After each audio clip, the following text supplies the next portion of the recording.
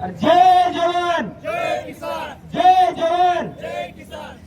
शेतकऱ्याच्या उसाला हमी भाव, शेतकऱ्याच्या उसाला हमी भाव.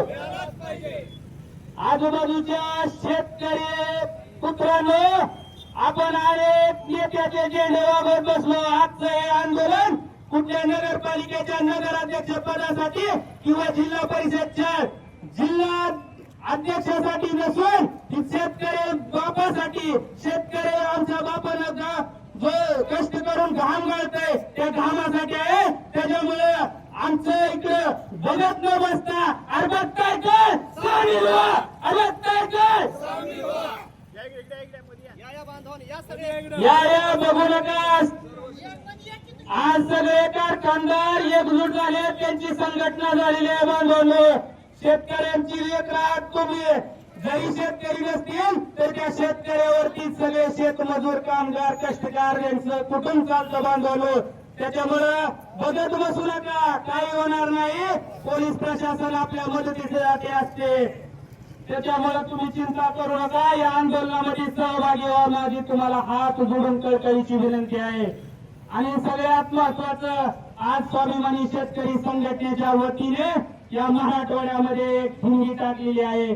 आम्ही देखील तानाजी पिंपळे सर असतील, आम्ही देखील सर्व गो फॅक्टरीवरती गेलो. बांधवांनो, तिथं आम्हाला सांगितलं गेलं आमची संघटना आहे आणि आमच्या संघटनेचे अध्यक्ष ते गुंड साहेब आहेत आणि गुंड साहेब जे सांगतील तो भाव आणि दर आम्हाला द्यावा लागतो. मग बांधवांनो, विचार करा, तुमची आमच्या शेतकऱ्याच्या लेकराची संघटना जर रस्त्यावरती उतरत असेल तर आपण बघत बसलं पाहिजे का? नाही बांधवांनो, ही लढाई ही रवींद्र इंगळे यांच्या कुटुंबासाठी नसून ही मराठवाड्यातल्या सामान्य शेतकऱ्यासाठी. आज पश्चिम महाराष्ट्रामध्ये आपल्या शेजारीच आहेत, तिथं जर 3500 रुपये भाव ऊसाला दिला जात असेल तर तिथला कारखाना साखर काढतोय आणि इथला काही इंद्रिल काढतोय का बाबांनो? त्याचा देखील आपण विचार केला पाहिजे. शेजारीच मांजरा ग्रुप कारखान्याने 3150 रुपये दर जाहीर केला. मग आपल्या या जिल्ह्यातल्या कारखानदाराला काय अडचण आहे? आणि सगळ्यात महत्वाचं साहेब इंगळे साहेब, अडचण काय झालेली आहे माहिती आहे का? कारखानदाराची पोरं आपण या सत्तेमध्ये बसवता म्हणून आपलं खऱ्या अर्थानं वाटोळं झालेलं आहे. शेतकऱ्याची पोरं लढता लढता मेली, परंतु कारखानदाराची पोरं घरामध्ये एसीची हवा खाऊन या विधान भवनामध्ये या लोकसभेमध्ये गेली. म्हणून आपलं खऱ्या अर्थानं शेतकऱ्यांच्या पोराचं आणि शेतकऱ्यांचं वाटोळं झालं आहे.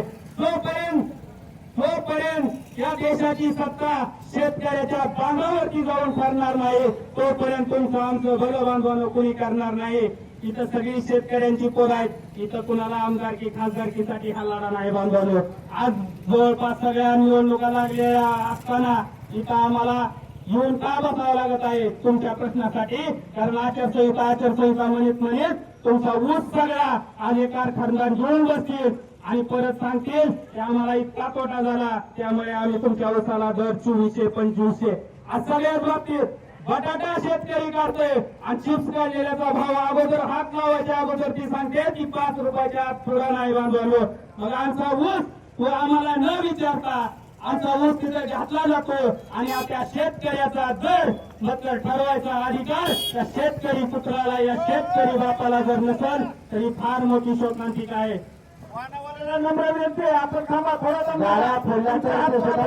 कोणी वाणे आणू नये. तरी या आंदोलनाच्या माध्यमातून या साखर सम्राटाच्या इशारा द्यायचा की धाराशिव जिल्ह्यामधली दिंडी जरी असली तर मराठवाड्यामध्ये तुमचा एकही कारखाना इथल्या शेतकरी बापाचं कोरलं आणि शेतकरी चालू देणार नाही. त्यामुळे तुम्ही लवकरात लवकर शेतकऱ्याच्या घामाची सारी फिरून एफआरपी प्रमाणे लवकरात लवकर 3500 रुपयाचा दर हे आजच्या जाहीर करावा ही आपल्या या आंदोलनाच्या माध्यमातून मी त्यांना आव्हान देतोय. नाहीतर शेतकरी येणाऱ्या काळात जरी संख्येने कमी दिसत असलं तरी धन आणि आज शेतकऱ्याच्या घराघरामध्ये पोहोचलेले आहे. येणाऱ्या काळामध्ये तुम्हाला रस्त्यावरती फिरणं देखील मुश्किल होईल. जे शेतकरी बांधवाचे आणि शेतकरी पुत्रांनो, झेंडा कुणाचा बी असू द्या, तुमच्या हातात शेतकऱ्याचं ऋण घ्या. त्याच्याशिवाय हे मस्तवाल कारखानदार तुमच्या पुढे झुकणार नाहीत आणि यांना झुकवण्याची ताकद नक्कीच माझ्या या शेतकरी पुत्रामध्ये आहे, हे आपल्याला या माध्यमातून सांगतो आणि इथंच थांबतो. जय जवान, जय किसान.